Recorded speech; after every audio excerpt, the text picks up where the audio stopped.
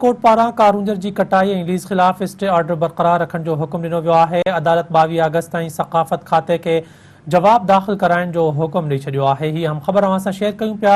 Sindh high court पारां कारूंजर जी कटाई ऐं लीज़ ख़िलाफ़ स्टे ऑर्डर बरक़रार रखण जो हुकुम ॾिनो वियो आहे।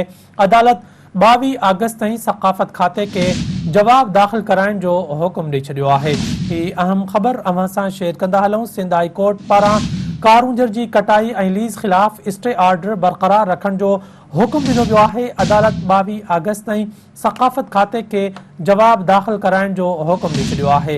अहम ख़बर अवां सां शेयर कयूं पिया। सिंध हाई कोर्ट पारां कारूंजर जी कटाई ऐं लीज़ ख़िलाफ़ स्टे ऑर्डर बरक़रार रखण जो हुकुम ॾिनो वियो आहे। तफ़सील मालूम कंदासीं सिंध टीवी न्यूज़ जे रिपोर्टर फ़िरोज़ बबर खां। फ़िरोज़, आगाह कजो त कारूंजर जी कटाई ऐं लीज़ ख़िलाफ़ Sindh high court stay order बरक़रार रखण जो हुकुम ॾिनो आहे। छा अपडेट आहे अव्हां वटि? जी बिल्कुल, सिंध हाई कोर्ट में कारूंजर जी कटाई ऐं लीज़न खिलाफ़ दरख़्वास्त ते ॿुधणी थी। अदालत स्टे बरक़रार रखी छॾियो। सक़ाफ़त खाते खां जवाब दाख़िल करण जो हुकुम ॾेई छॾियो। सर्किट बेंच हैदराबाद में जस्टिस महमूद खान ऐं जस्टिस जुल्फ़कार अली सांगी ते मुश्तमिल डिवीज़नल बेंच वकील शंकर मेंगवार जी दरख़्वास्त ते ॿुधणी कई। मादनियात खाते जे अमलदारनि पेश थी जवाब जमा कराए छॾियो।